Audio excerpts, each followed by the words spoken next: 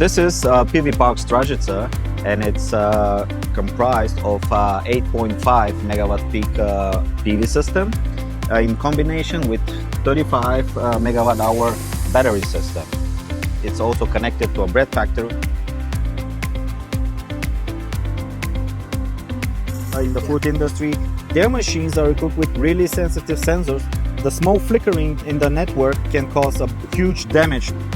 BESS containers from REPT can ensure that these issues do not happen. They have a lot of machines that are using asynchronous motors, and they are generating a lot of reactive power, which is also a big problem for many factories.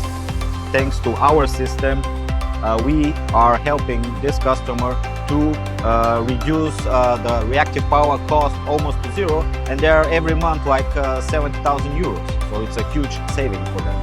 Besides that, he can also use the excessive energy to store it and sell it at the evening hours when the price is high. This is also other income stream for him.